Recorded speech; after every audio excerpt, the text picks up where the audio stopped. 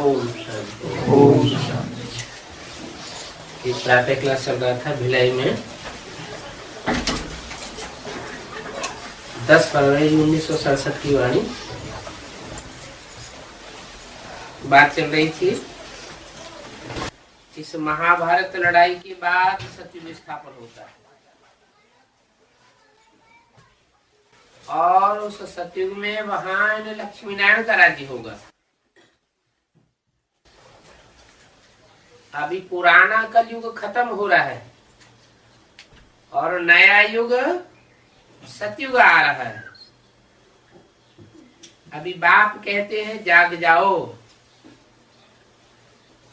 कुंभकर्ण की नींद छोड़ दो, क्योंकि अभी नई दुनिया आती है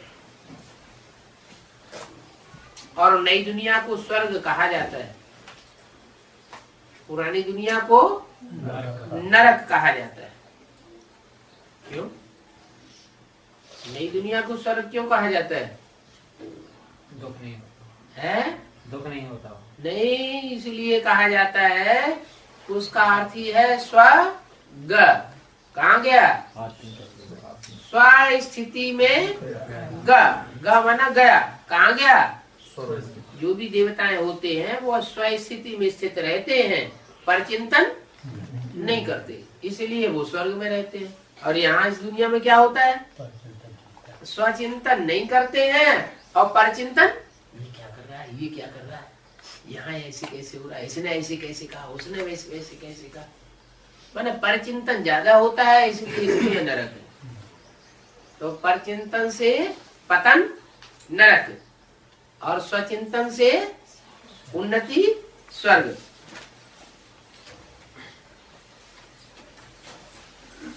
तो ये नया रास्ता है क्या? स्वर्ग बनाने का और नरक बनाने का। क्या क्या नया रास्ता बताया? स्वचिंतन में रहेंगे तो स्वर्ग बनेगा और परचिंतन में रहेंगे तो नरक बनेगा। ये नया रास्ता घर जाने का भी है और स्वर्ग जाने का भी है। कोई इस रास्ते को जानते नहीं है, बाप ही आकर के बताते हैं। स्वर्ग अलग है और शांति धाम अलग है, जहां आत्माएं रहती हैं। आत्माएं दोनों जगह रहती हैं, लेकिन स्वर्ग में शरीर के साथ रहती हैं और शांति धाम में शरीर नहीं होता है, सिर्फ आत्माएं रहती है। तो शांति धाम अलग है, सुख धाम अलग है। अभी बाप कहते हैं जाग जाओ, तुम रावण राज्य में पतित हो गए हो। इस समय सभी भ्रष्टाचारी पापात्मा हैं। एक भी पवित्र आत्मा नहीं हो सकती। कहाँ? इस नरक की दुनिया में एक भी पवित्र आत्मा नहीं हो सकती। पुण्य आत्मा नहीं कहेंगे, भले मनुष्य दान पुण्य करते हैं, लेकिन पुण्य आत्मा तो भी नहीं है। क्यों? पुण्य करते हैं तो पुण्य आत्मा हुए ना, पाप करते हो तो पाप आत्मा हुए। तो पुण्य करने वाले जो हैं वो पुण्य आत्मा क्यों नहीं कहेंगे? अभी जो पुण्य करते हैं, दान करते हैं, वो पुण्य आत्मा क्यों नहीं है? सूक्ष्म धन का दान करते हैं। अच्छा, स्थूल करें चाहे सूक्ष्म करें, लेकिन पुण्य तो करते हैं ना, दान तो करते हैं ना, तो उनको पुण्यात्मा क्यों नहीं कहेंगे? तो डायरेक्ट पाप को ही कहते हैं। नहीं, पुण्यात्मा इसलिए नहीं कहेंगे कि वो जिसको देते हैं वो पापी होता है या पुण्यात्मा होता है। पापी। इस दुनिया में सब पापाचारी है, तो पापियों को ध्यान देंगे तो उसका बोझ देने वाले के ऊपर भी चढ़ जाता है। इसलिए पुण्यात्मा इस दुनिया में कोई नहीं है।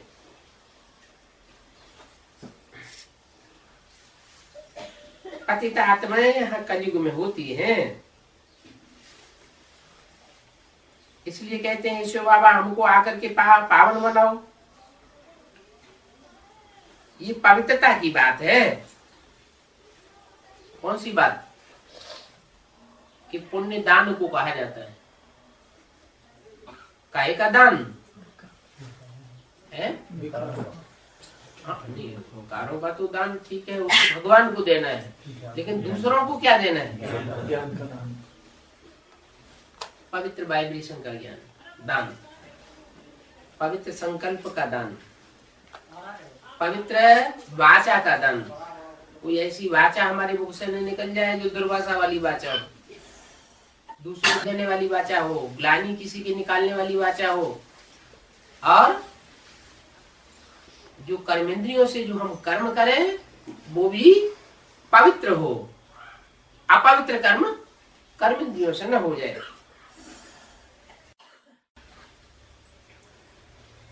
तो ये पवित्रता की बात है। इस समय बाप आकर के तुमको अविनाशी ज्ञान रत्नों का दान देते हैं।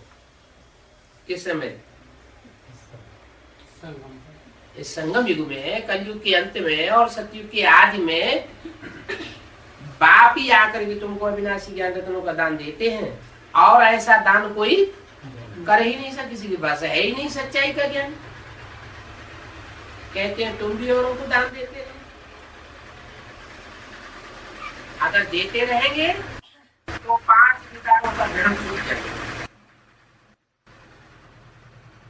5 विकारों का दान दो तो दुख का ग्रहण छूट जाएगा।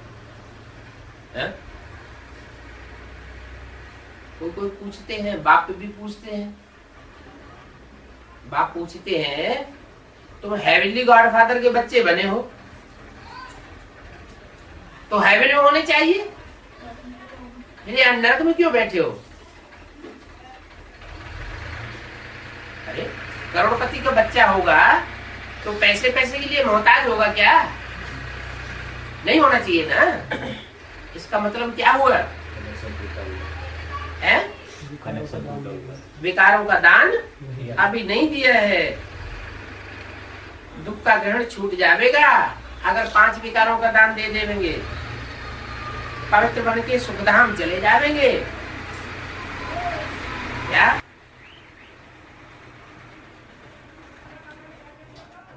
सुखधाम कब जाएंगे? स्वर्ग कब जाएंगे?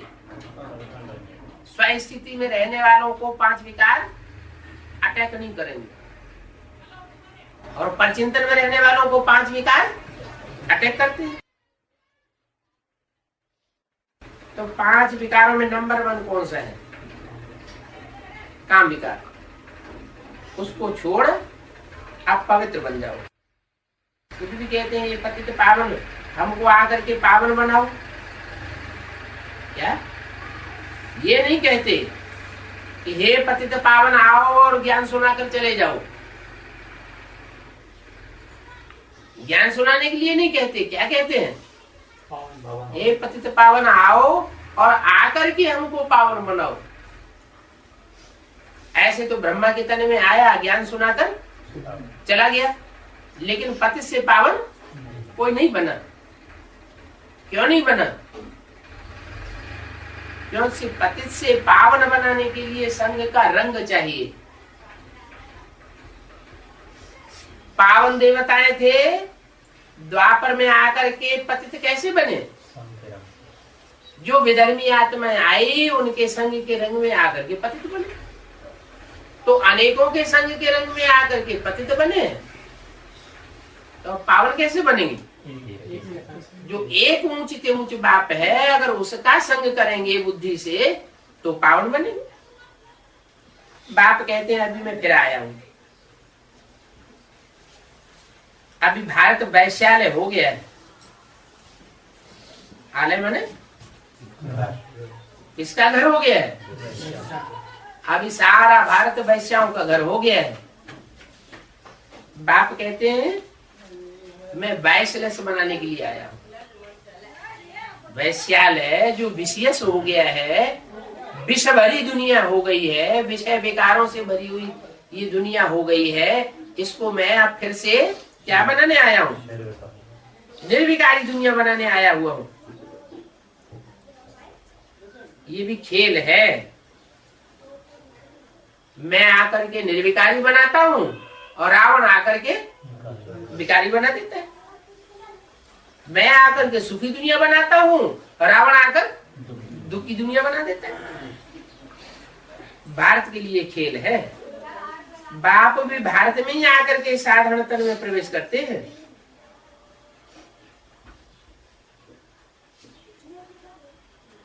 फिर उनकी भी बायोग्राफी बैठ सुनाते हैं। किनकी है? उनकी माने किनकी? ये बात किसके तन में बोली? ब्रह्मा के तन में बोली। तो ब्रह्मा के तन में जब बोल रहे हैं तो इनकी भी बायोग्राफी बताते हैं बैठ करके। ये क्यों नहीं कहा? उनकी भी बायोग्राफी बताते हैं। जिसकी बायोग्राफी बताते हैं उसको दूर क्यों कर दिया? कि जिस तन में प्रवेश करके पतितों को पावन बनाते हैं उसकी जीवन कहानी बताते हैं। इनकी जीवन कहानी बैठ नहीं बताते हैं। इनकी माने किनकी? ब्रह्मा बाबा की नहीं बताते हैं। ये है सभी ब्राह्मण ब्राह्मणियां और ये है प्रजापिता ब्रह्मा और ये सब है उनकी औलाद।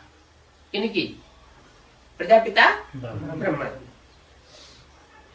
तुम सबको पवित्र बनने की युक्ति बताते हैं। ब्रह्मा कुमार और कुमारियां तो तुम विकार में नहीं जा सकते हो, क्योंकि तुम एक प्रजापिता ब्रह्मा कुमार के, एक प्रजापिता ब्रह्मा के बच्चे हो, एक बाप के बच्चे हो। तो आपस में भाई बहन है, आपस में विकार में नहीं जा सकते।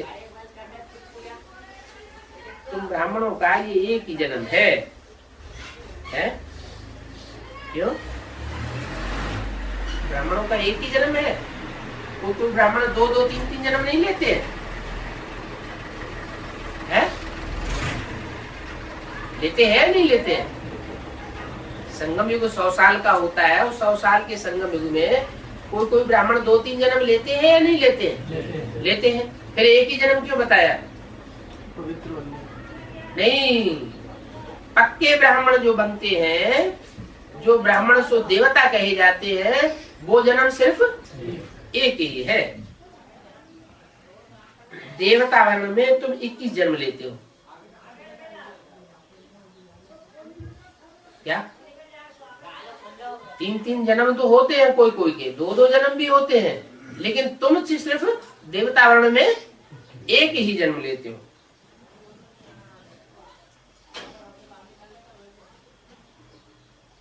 क्या 21 जन्म लेते हो देवता वर्ण में? वैश्य शूद्र वर्ण में 63 जन्म लेते हो। ब्राह्मण वर्ण का सिर्फ ये एक अंतिम जन्म है जिसमें पवित्र बनना है।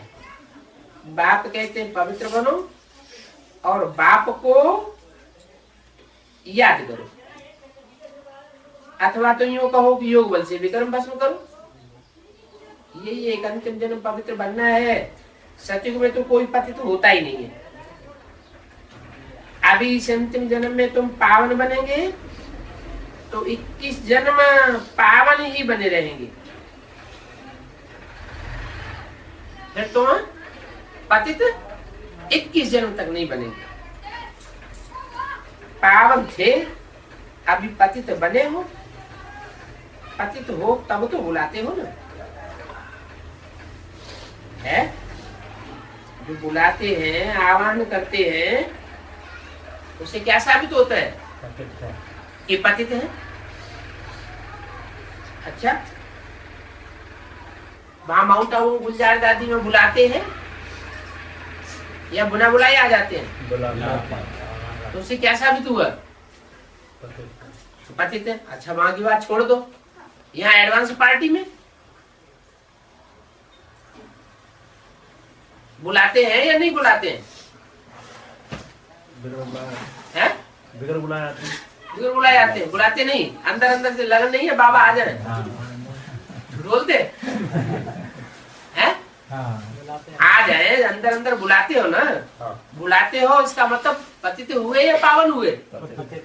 जो देवता पावन बन जाते हैं उनको बुलाने की दरकार नहीं रहती। अब ये पतित बनाया किसने? रावण की आसुरी मत ने तुमको पतित बनाया। साधु संत आदि जो भी मत देते हैं उसको आसुरी मत कहा जाता है। क्या रावण ने तुमको पतित बनाया है। किसकी मत ने पतित बनाया? रावण की मत ने तुमको पतित बनाया, आसुरी मत ने। फिर रावण किसको साबित कर दिया यहाँ? है? अभी बोला रावण की आसुरी मत ने तुमको पतित बनाया है। ये साधु संत आदि जो भी हैं वो सब पतित मत देते हैं। उस मत को आसुरी मत कहा जाता है। तो साधु संत महात्मा क्या हो गए? रावण का रूप हो गए। अगर उनके सामने ये बात बोले कि तुम रावण के रूप हो, बाबा ने तुमको रावण का रूप बताया है, तो वो तो नाराज हो जाएंगे। फिर क्या करेंगे?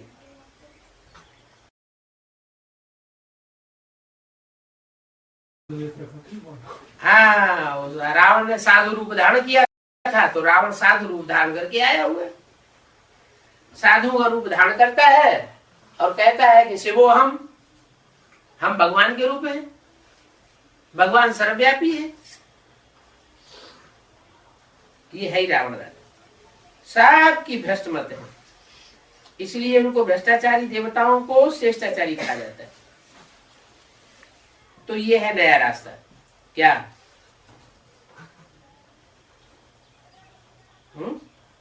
इनको माने किनको श्रेष्ठाचारी कहा जाता है? लक्ष्मीनारायण का चित्र बाजू में रखा रहता था, वो इशारा करके बोलते थे इनको श्रेष्ठाचारी और रावण को भ्रष्टाचारी कहा जाता है। तो ये नया रास्ता है। सिवाय मेरे तुम बच्चों को रावण राज्य से और रावण राज्य के दुखों से कोई भी लिबरेट नहीं कर सकता। सभी काम चिच्छा पर बैठ भस्म हो गए। कहां की बात बताई? शास्त्रों में कहीं भी ये बात आई है कि भस्म हो गए ज्ञान सागर के बच्चे?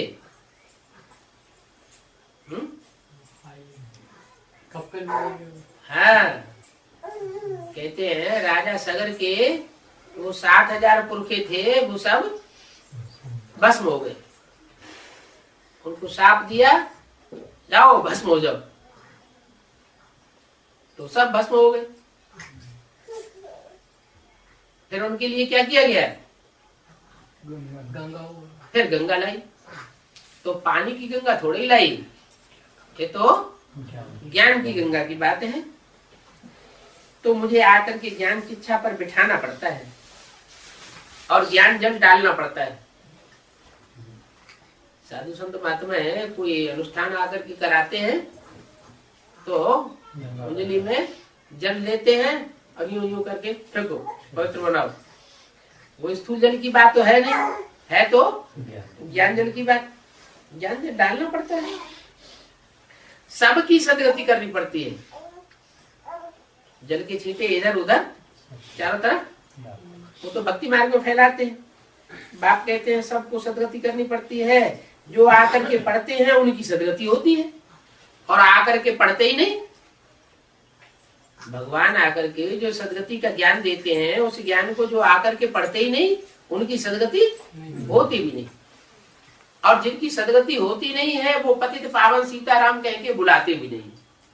बुलाते भी कौन है? जो पतित बनते हैं और पतित बनने के बाद पतित पावन सीताराम को बार बार बुलाते हैं, उन्हीं की सदगति होती है। जो नहीं बुलाते हैं वो है विदेशी। वो पतित पावन सीताराम को बुलावेंगे नहीं कि तुम आओ, तो उसका तिरस्कार करते हैं। जो पतित पावन सीताराम का तिरस्कार करने वाले हैं वो उनको आवाहन नहीं कर सकते। तो जो बुलाते हैं उनकी सदगति होती है, बाकी सब चले जाते हैं परम धाम। जाओ घर में जाके बैठो। 10 फरवरी संसार सत्य की वाणी का दूसरा पीर। सत्युग में सिर्फ देवी देवताएं होती हैं, उनको ही सदगति मिलती है। बाकी सब मुक्ति धाम में जाकर के बैठते हैं। माने सदगति किनको मिलती है, कितनों को मिलती है? जो पक्के देवी देवताएं बनते हैं, 16 कला संपूर्ण सर्वगुण संपन्न 9 लाख, उनको सदगति मिलती है और बाकी सबको मुक्ति मिलती है। माने कुछ न कुछ दुर्गति भी मिलती है। अगर एक जन्म किसी का कम हो गया, 83 जन्म मिले सतयुग में तो आवेगा, तो एक जन्म की दुर्गति हो गई। 5000 वर्ष पहले इन देवी देवताओं का राज्य था, लाख वर्ष की तो बात ही नहीं है। ये तो शास्त्रों में गपोड़े लगाए दिए हैं। अब बाप कहते हैं मीठे मीठे बच्चों, मुझ बाप को याद करो। ये मनमना भवाक्षर इसीलिए प्रसिद्ध है, इसलिए क्योंकि मैंने आकर के बताया है कि मुझे याद करोगे तो मेरे जैसे बन जाओगे, तुम्हारे संकल्प मात्र भी मेरे समान चलेंगे। भगवान वाच, अब भगवान उन्होंने कृष्ण का नाम डाल दिया। कृष्ण भगवान हो नहीं सकता, क्यों? कृष्ण भगवान क्यों नहीं हो सकता? क्योंकि भगवान तो आकर के राजयोग सिखाते हैं। कृष्ण तो बच्चे का नाम है, बच्चा बुद्धि है। जो बच्चा बुद्धि है वो राजयोग कैसे सिखाएगा? जिस योग में राज भरा हुआ है वो राजयोग बच्चा बुद्धि नहीं सिखा सकता। तो कृष्ण कोई भगवान नहीं है। शिव बाबा आकर कृष्ण की महिमा जो कि पवित्र थी, 84 जन्म लेकर के अब पतित बनी है, उन कृष्ण को भी आकर के पावन बनाता हूं। 84 जन्मों में नाम रूप देश काल सब बदल जाता है। किसका क्या हो जाता है? नाम रूप देश काल बदल करके। सतयुग के आदि में जो कृष्ण था वो 84 जन्म के बाद दादा लेखराज का नाम रूप बन जाता है। तुम्हारे भी हर जन्म में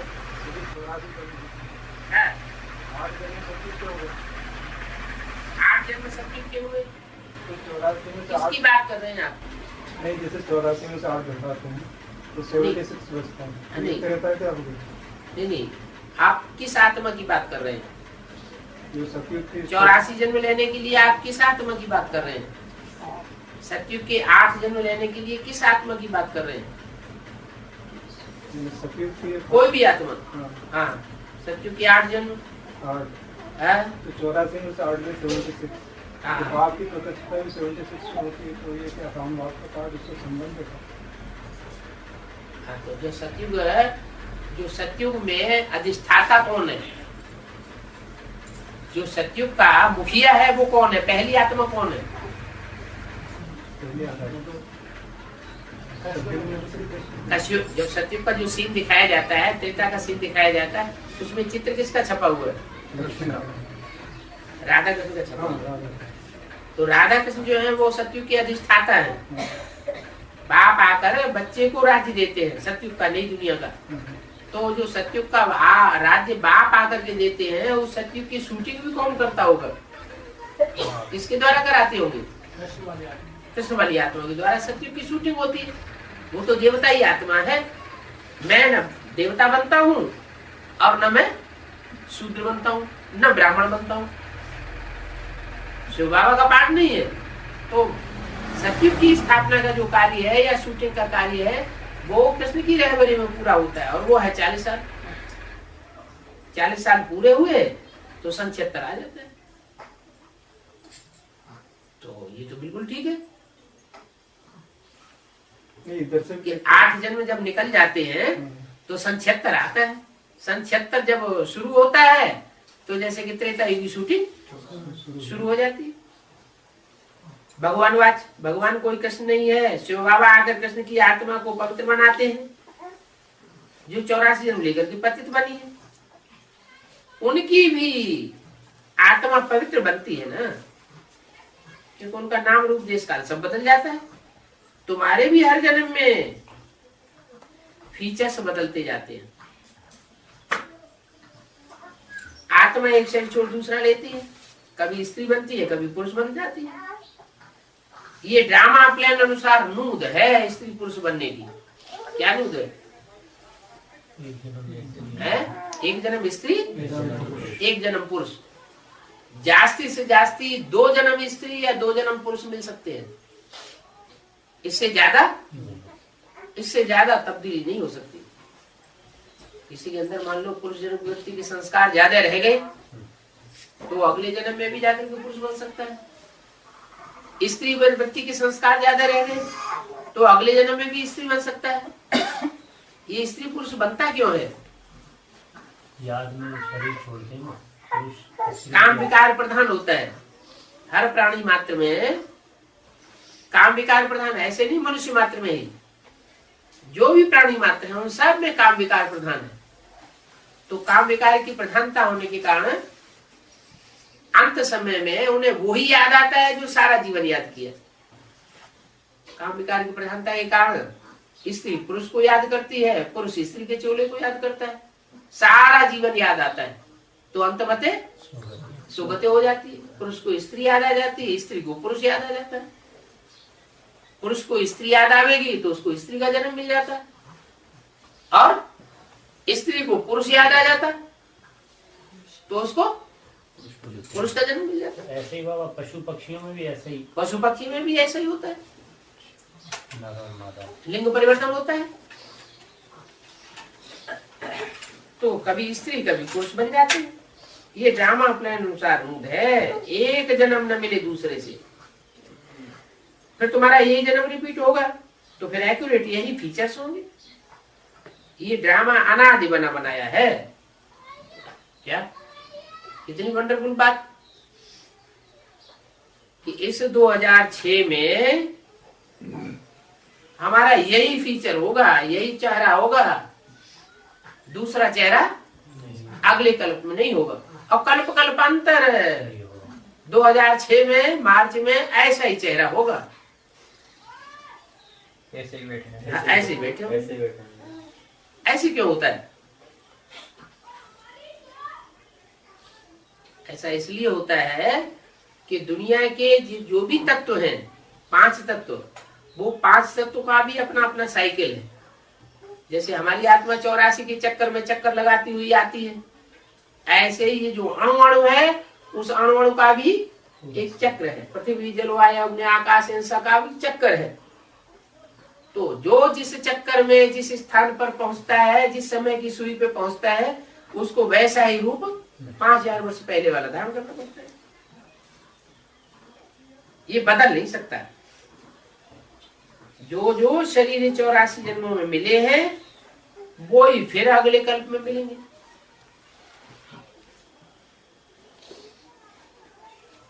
परिवर्तन नहीं होगा। श्री कृष्ण को जो शरीर सतयुग में था वो फिर वहां मिलेगा। वो आत्मा तो अभी यहाँ है। अभी तुम जानते हो हम सो बनेंगे, ये लक्ष्मण के फीचर्स एक्यूरेट नहीं है। कौन से?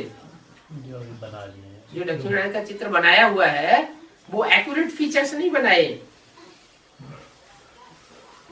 बनेंगे, एक्यूरेट बनेंगे। ये बातें नया कोई नहीं समझ सकते। अच्छी रीति जो किसी को समझाओ तो 84 का चक्र समझ सकेंगे और समझेंगे बरोबर। हर एक जन्म में नाम रूप फीचर्स आदि अलग अलग होंगे। अभी इनके अंतिम 84 जन्म के फीचर्स ये हैं, इसलिए लगभग थोड़ा दिखाया है। क्या क्या थोड़ा दिखाया है?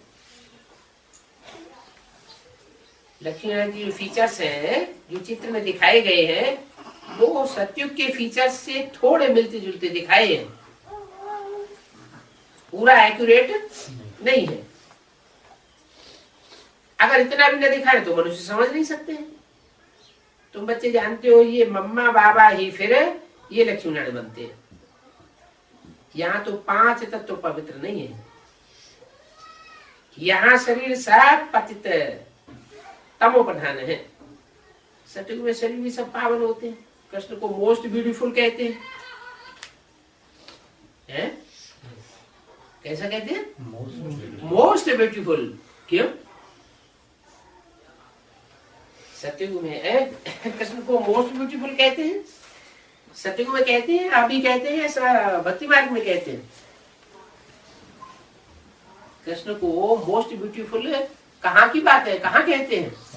सत्य ये भक्ति मार्ग में। भक्ति मार्ग में कहते हैं। भक्ति मार्ग में कहाँ की बात है?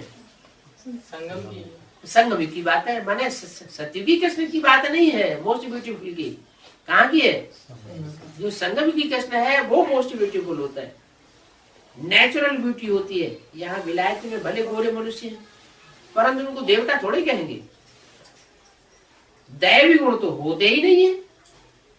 तो बाप कितनी अच्छी रीति बैठ समझाते हैं, अभी ऊंच से ऊंची पढ़ाई है जिससे तुम्हारी कितनी ऊंची कमाई होती है। अनगिनत धन तुम कमाते हो। वहां तो हीरो जवाहरातों के महल थे, कहाँ?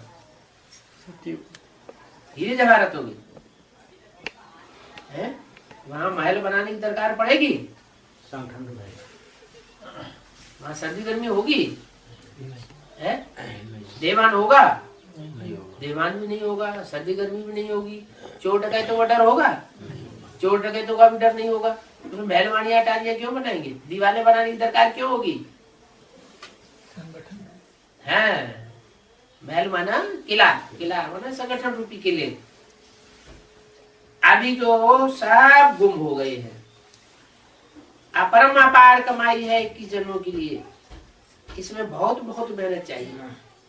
देही अभिमानी बनना है, हम आत्मा है, ये पुराना शरीर छोड़ अब वापस अपने घर नंगे जाना है। बाप अभी सभी को लेने आए हैं। हम आत्मा ने 84 जन्म अभी पूरे किए, अभी फिर पावन बनना है, बाप को याद करना है, नहीं तो कयामत का समय है। सजाएं खा करके वापस चले जाएंगे।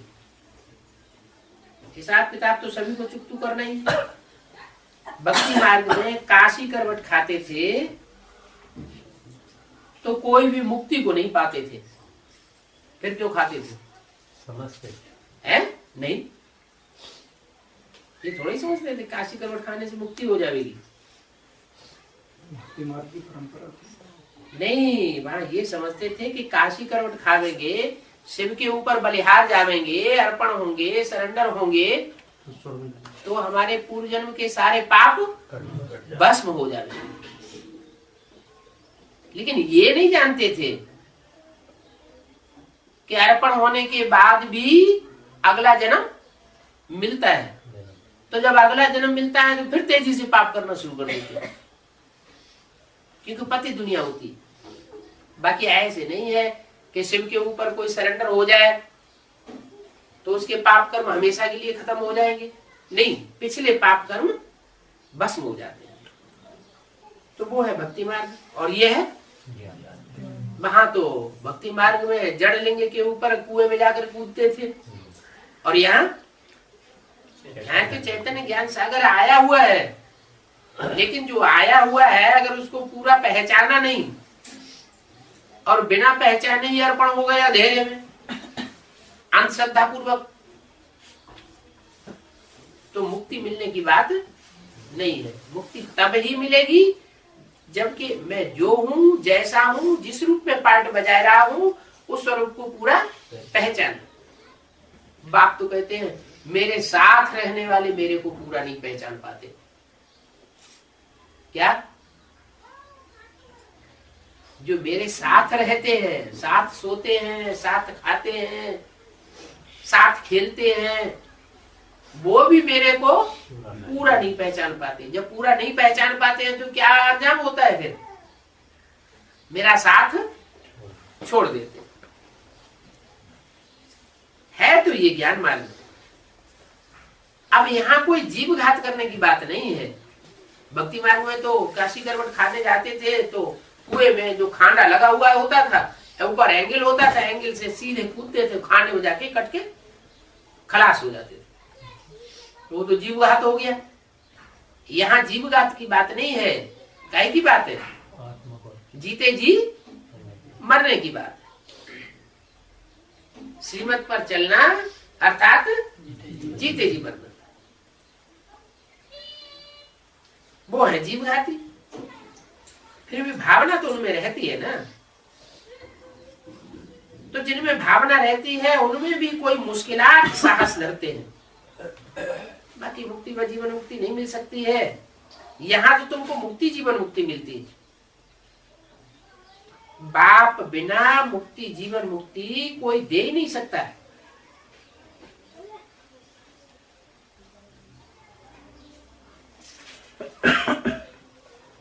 अब परम धाम में तो आत्मा रहती है और यहाँ इस सृष्टि पर तुम सब देहाभिमानी होकर रहते हो, तो फिर वापस कैसे जाएंगे? बाप ही आकर के रास्ता बताते हैं कि जो देहाभिमानी है वो आत्माभिमानी कैसे बने। आकर के आत्मा का परिचय देते हैं। बिगर आत्मा का परिचय जाने तुम आत्माभिमानी बनेंगे भी कैसे? सब की शरत करके वापस ले जाऊंगा। सत्य में बहुत थोड़े मनुष्य होते हैं। अब ये भी हम जानते हैं कि आत्मा तो कभी विनाश होती नहीं है। आत्मा तो अविनाशी है और ये शरीर तो विनाशी है। सत्युग में आयु भी बड़ी होती है। क्यों? वहां शरीर जल्दी विनाश क्यों नहीं होता? भाव में नहीं रहते। वहां सत्युग में शरीर विनाश को इसलिए नहीं जल्दी पाता है कि वहां आत्म की स्थिति की परसेंटेज ज्यादा होती है और यहाँ इस दुनिया में देवान की परसेंटेज ज्यादा हो जाती है, इसलिए शरीर की एवरेज एज घट जाती है। और वहां दुख की भी बात नहीं होती। जितना जितना आत्माभिमानी स्टेज उतना उतना सुख की स्टेज, और जितना जितना देवान की स्टेज उतना उतना वहां तो दुख की बात ही नहीं।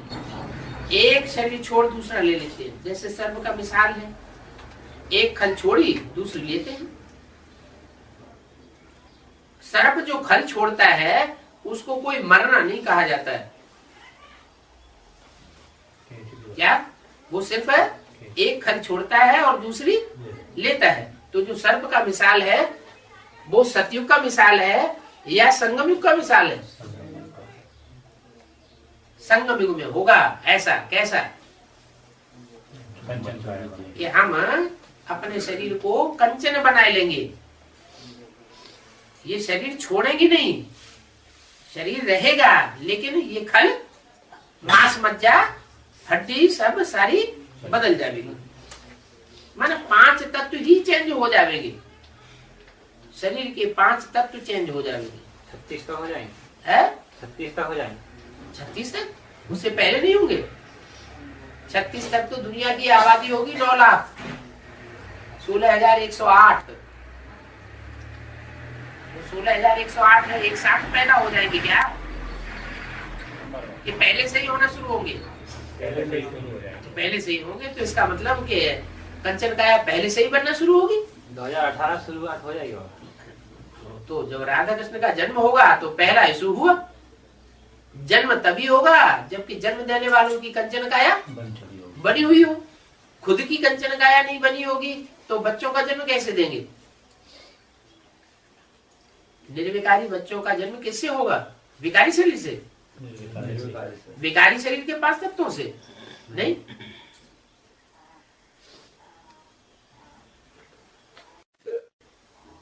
तो सर्प को मरना नहीं कहा जाता है। दुख की बात नहीं होती है। समझाते हैं। अभी समय पूरा हुआ। एक शरीर छोड़ दूसरा ले लेते हैं। यह अभ्यास यहाँ डालना है। क्या? जीते जी मरना है? जीते जी मरना माना अभ्यास यहाँ कौन सा अभ्यास? शरीर छोड़ना, ये देहभान छोड़ना और आत्माभिमानी बनना, ये अभ्यास यहाँ डालना है। हम आत्मा हैं। अभी हमको घर वापस जाना, फिर नई दुनिया में आवेंगे, नया खेल मिलेगा। दिन प्रतिदिन कला कम होती जाती है। कब? जब नई दुनिया की शुरुआत होती है तो दिन प्रतिदिन कलाएं कम होती जाएंगी। बाबा ये कला का अर्थ क्या है? आत्मा की पावर। अच्छा, आत्मा की पावर। जैसे 16 कला संपूर्ण चंद्रमा होता है हाँ, तो उसकी रोशनी फुल होती है। बढ़ती जाती है या घटती जाती है। तो चंद्रमा की 16 कला कहीं जाती है, 16 दिन में 16 कला संपूर्ण बन जाता है। फिर घटती रहती तो एक एक दिन में एक एक कला घटती है, एक एक दिन में एक एक कला बढ़ती है। तो ऐसे ही आत्मा की कला जो है हर जन्म में घटती जाती है। है। ब्रह्मा कुमारी आश्रम में तो चलने की कला, लिखने की कला, ऐसे 16 कला बता दी। लेकिन आत्मा की पावर की बात है, मेजरमेंट है कला, आत्मा की शक्ति की बात है। 16 कला माना 100% पावरफुल, पावरफुल। आत्मा पावरफुल हो जाती है, लंबी आयु वाली हो जाती है, जैसे सुंदर शरीरों वाली हो जाती है। जैसे 16 आने माने 1 रुपया। 16 आना माने 1 रुपया, ऐसे हाँ? 14 आने मतलब कम हो गया। कम हो गया ना? कम हो गया। अच्छा, मनुष्यों ने 84 लाख योनियां कह दी है।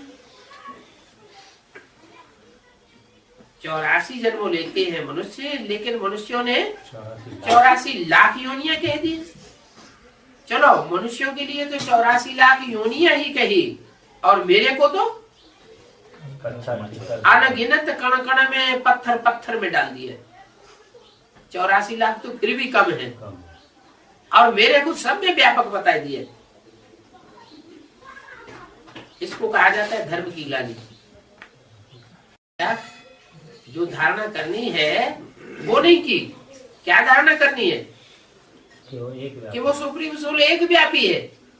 उसे एक व्यापी को कण कण में व्यापक बताई दिया। मनुष्य स्वच्छ बुद्धि से बिल्कुल तुच्छ बुद्धि बन गई, तब ऐसा होता है।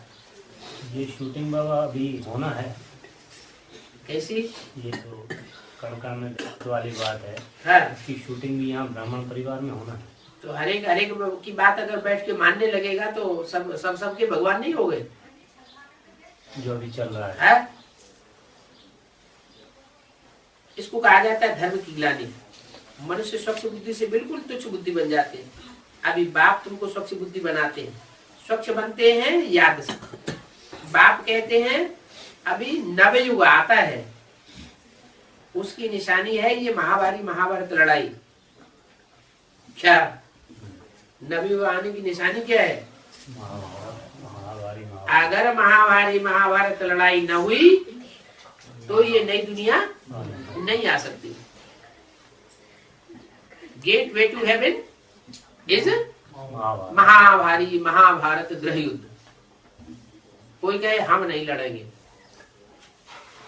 हम इस युद्ध में से पसार होने वाले नहीं हैं, हम खून खराबा अपना न होने देंगे और न दूसरों का करेंगे, तो बाप कहते हैं वो स्वर्ग में भी नहीं जाते। ये गेटवे है महाभारत गृह युद्ध। ये सच्चाई के लिए झूठ से युद्ध करना लाजमी है। बाबा फिर पांडवों को तो लड़ने का बाबा ने मना किया, लेकिन सच्चाई के लिए लड़ाई तो लड़ते हैं। बेहद की लड़ाई तो लड़ते हैं, हद की नहीं लड़ते। विकारों की लड़ाई तो लड़ते हैं, बाहुबल की लड़ाई नहीं लड़ते। तो ये तो है मूसलों वाली लड़ाई, जिसमें अनेक धर्म विनाश और एक धर्म की स्थापना होनी।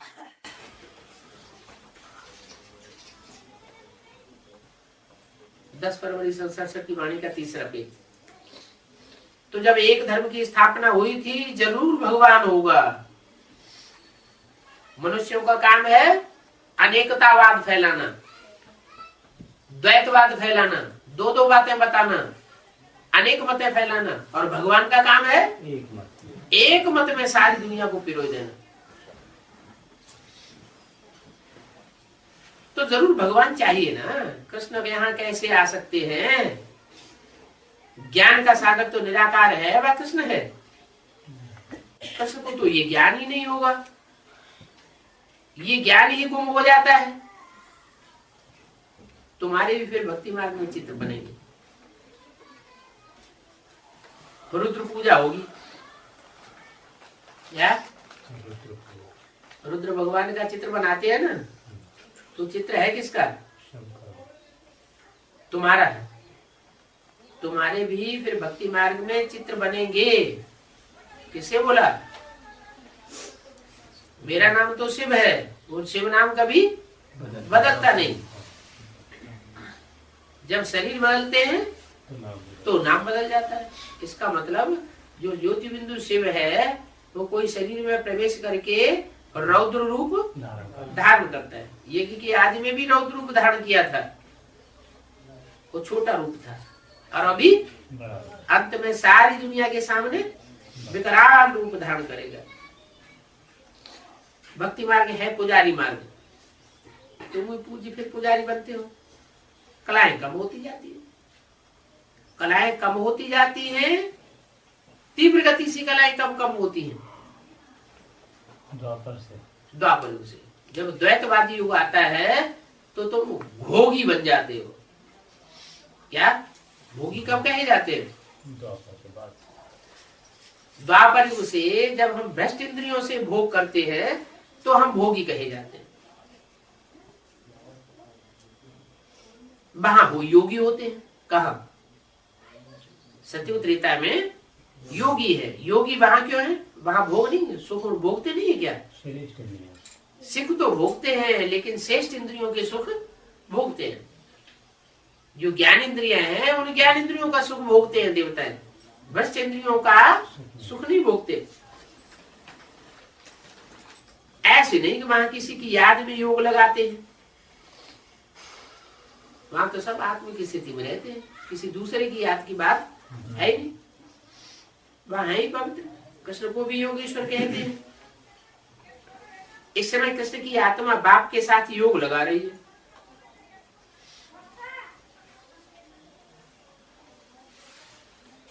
कृष्ण की आत्मा इस समय योगेश्वर है।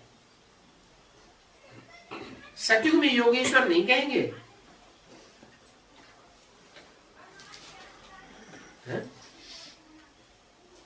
कृष्ण को जो योगेश्वर कहते हैं वो कहाँ कहते हैं? सतयुग में कहते हैं, भक्ति मार्ग में कहते हैं, या संगम युग में कहते हैं? जो कहते हैं वो कहाँ कहते हैं? सतयुग के सतयुग के कृष्ण को कहाँ योगेश्वर कहते हैं? जो संगम की कृष्ण है उसके लिए भक्ति मार्ग में योगेश्वर कहते हैं। तो कृष्ण को जो योगेश्वर कहते हैं वो योगेश्वर कृष्ण की आत्मा अभी बाप के साथ योग लगा रही है। तो अभी योगेश्वर हुई या बाप योगेश्वर हुआ? बाप योगेश्वर हुआ। कृष्ण की आत्मा इस समय योगेश्वर है। ये किसने कह दिया? तो दो बातें हो गई। किसने बोल दिया? फिर बीच में ब्रह्मा बीच में इंटरव्यू करके बोल रहे हैं। कृष्ण की आत्मा इस समय योगेश्वर है। सत्य को योगेश्वर नहीं कहेंगे क्यों? बाबा की बुद्धि में सिर्फ इतना ही ज्ञान बैठा हुआ है कि सत्य में योग नहीं लगाते हैं, यहाँ योग लगाते हैं। तो कृष्ण की आत्मा इस समय यहाँ योगेश्वर ये नहीं। अब उससे पहले ऊपर जो है उल्टा वाक्य बोल दिया। इस समय कृष्ण की आत्मा बाप के साथ योग लगा रही है। तो जिसके साथ योग लगा रही है, योग सीख रही है, तो योगेश्वर कौन हुआ? सीखने वाला या सिखाने वाला? तो बाप हुआ योगेश्वर। फिर ये जो दूसरा वाक्य क्या बोल दिया? कृष्ण की आत्मा इस समय योगेश्वर है। भक्ति मार्ग का शब्द है बाबा योगेश्वर उनके कृष्ण के लिए, इसलिए तो ब्रह्मा बाबा बुद्धि में क्या बैठा है कि योगेश्वर का प्रैक्टिकल साकार रूप पर्सनालिटी कौन है? तो बाबा ऐसे मुरली पढ़ने में मतलब आमतौर से क्लियर भी तो नहीं हो पाता कि कौन सी वर्डिंग ब्रह्मा बाबा की है और कौन सी सुप्रीम से। ध्यान देंगे तो ये तो हाँ, ध्यान देंगे तो वर्डिंग क्लियर होगी। सत्य में योगेश्वर नहीं कहेंगे, वहां तो प्रिंस बनते हैं। तुम्हारी पिछाड़ी में ऐसी अवस्था रहनी चाहिए कि सिवाय बाप की याद के और कोई शरीरधारी याद ना आवे। चलो अभी तो कोई बात नहीं, क्या अभी अगर कोई और दूसरा याद आता है तो चल जाएगा, लेकिन जब पिछाड़ी का टाइम होगा, अंत मते सो गते का टाइम होगा, तो एक बाप के सिवाय और कोई की याद नहीं आवे। शरीर से और पुरानी दुनिया से सारा ममत्व मिट जाए। सन्यासी रहते तो पुरानी दुनिया में ही रहते हैं, पुरानी दुनिया में, परंतु घर बार से ममत्व तोड़ देते हैं। वो ब्रह्म को ईश्वर समझते हैं और उससे योग लगाते हैं। और यहाँ बेहद के सन्यासी है, ब्राह्मणों की दुनिया में तो बेहद के सन्यासी हैं जो अपने घर बार को छोड़े हुए हैं, लौकिक परिवार को, और योग किससे लगाते हैं? ब्रह्मा से योग लगाते हैं। ब्रह्मा को ईश्वर समझते हैं। किसको समझते हैं? ईश्वर। वो उनके लिए साकार दुनिया में ईश्वर का पाठधारी कौन है? दादा लेखराज ब्रह्मा। अपन को ब्रह्म ज्ञानी तत्व ज्ञानी कहते हैं कि हमसे बड़ा कोई ज्ञानी हो नहीं सकता। समझते हैं हम ब्रह्म में लीन हो जाएंगे। क्या भक्ति मार्ग कहते हैं ब्रह्मलीन स्वामी जी महाराज। तो ब्रह्म में कोई लीन थोड़ा ही होता है। बाप कहते हैं वो सब रंग बातें हैं। कोई भी अपनी आत्मा को किसी की आत्मा में लीन नहीं कर सकता, या कोई की भी आत्मा परमात्मा में हमेशा के लिए लीन हो नहीं सकती। राइट बात मैं ही आकर के बताता हूं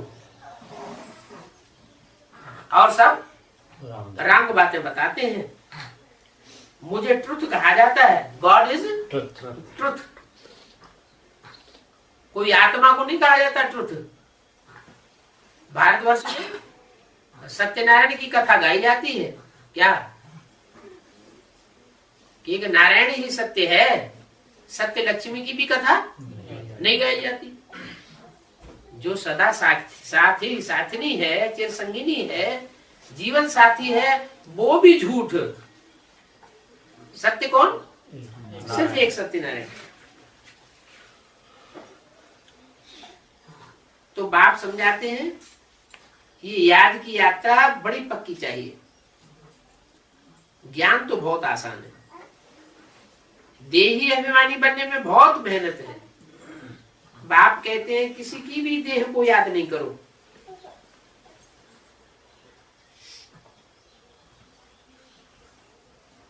वो है भूतों की याद।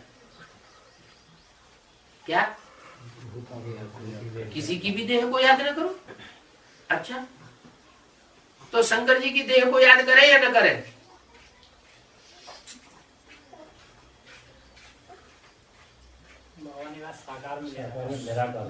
साकार में निराकार को याद करना है तो वो देह किसकी हुई है? बाप की हो गई। बुद्ध बाबा को दे चुके हैं ना। हाँ, उस देह पर भी उनका कोई अधिकार नहीं है। वो देह किसकी हो गई? शिव बाप की हो गई। तो शिव बाप की जो चीज हो गई तो जो किसकी कही जाएगी? शिव बाप की कही जाएगी। तो शिव कृष्ण के स्वरूप में तो फिर देह की याद बनी रहेगी। कृष्ण तो भगवान है ही। किसी रूप में निराकार को भी याद करते हैं साकार के द्वारा। हाँ। तो देह की याद तो सभी बनी रहेगी। लेकिन वो देह को किसने ग्रहण कर लिया है? उसकी जिम्मेवारी किसने ले ली? वो मुकर्रर तो किसने बनाई दिया? शिव ने मुकर्रर ने बना दिया। जब जिसने जिम्मेवारी ले ली तो सारी जिम्मेवारी उसकी। इसलिए भक्ति मार्ग में जो मूर्ति होती है उस मूर्ति की भी चरण रज माथे से क्या? सारे शरीर में निम्नतम होते हैं चरण और ऊंचे से ऊंचा होता है उत्तमांग। तो चरण की जो धूल है वो भी माथे से लगाते हैं।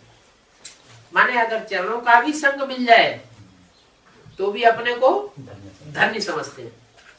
बाबा घर को याद करो, इसीलिए भी तो बोला है कि घर को याद करो। बाप का घर कौन सा है? सुप्रीम सोल का घर कौन सा है इस दुनिया में? जिसमें बैठा है, जिस मुकर्रर रथ में बैठता है वही उसका घर हो गया। तो घर तो पावन ही है और इसको अनुभव भी करते हैं। कोई फोन करते हैं तो कहते हैं हम सब भूल गए। बहुत बातें हमने याद करके रखी थी, सारी बातें भूल गए। बाबा अचानक मिलते हैं तो कहते हैं सामने आने से सारी बात भूल जाती। तो क्यों भूल जाती है उनको? सबको क्यों नहीं भूल जाती है?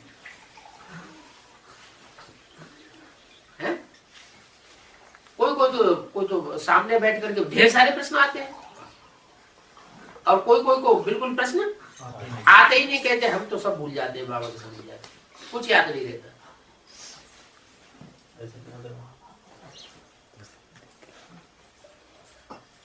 कारण क्या हुआ है?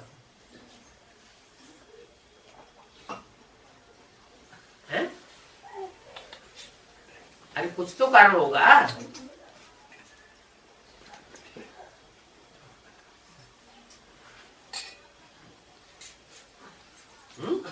रथ है वो सेवा का रथ है।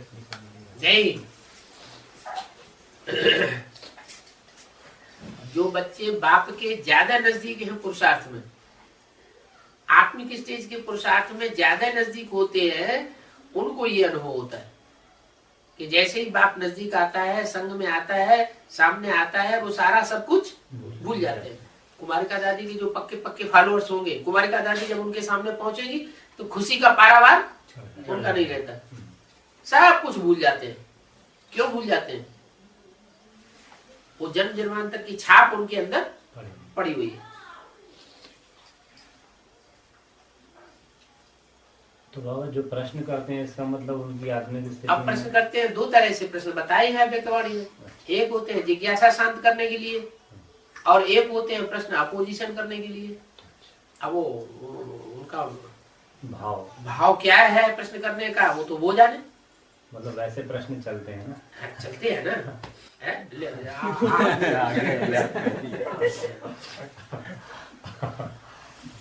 कोई भाई लोग ऐसे प्रश्न नहीं कर पाते, इसलिए उनका कल्याण हो जाता है उसमें। जो प्रश्न नहीं कर पाते उनका कल्याण हो जाता है। जो प्रश्न नहीं कर पाते ना, तो उनको मदद कर दी ना, देती है, उनको मदद कर दी ना।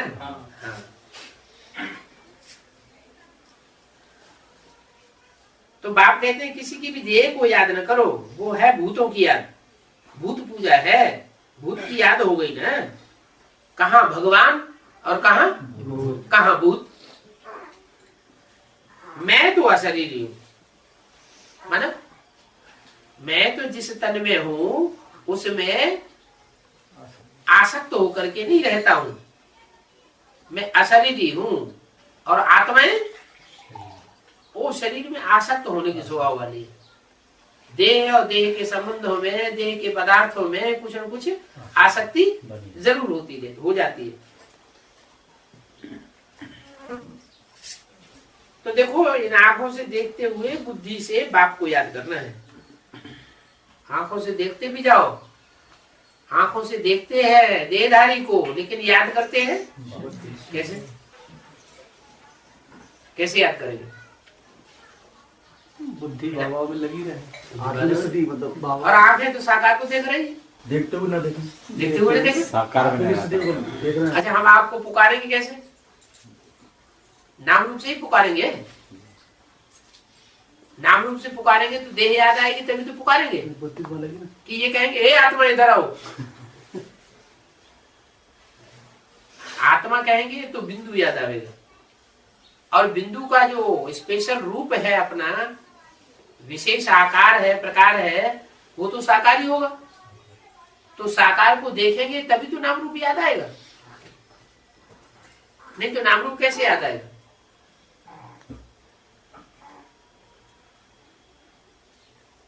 देखें, लेकिन देखते ही झट आत्मा याद आ जाए। क्या देखते हैं? साकार शरीर को, लेकिन साकार शरीर देखते हुए भी क्या याद आ जाए? स्टार आत्मा याद आ जाए। तो आत्मा जहाँ है वहां परमात्मा भी मौजूद है। आत्मा से परमात्मा कभी दूर नहीं हो सकता। ओम शांति।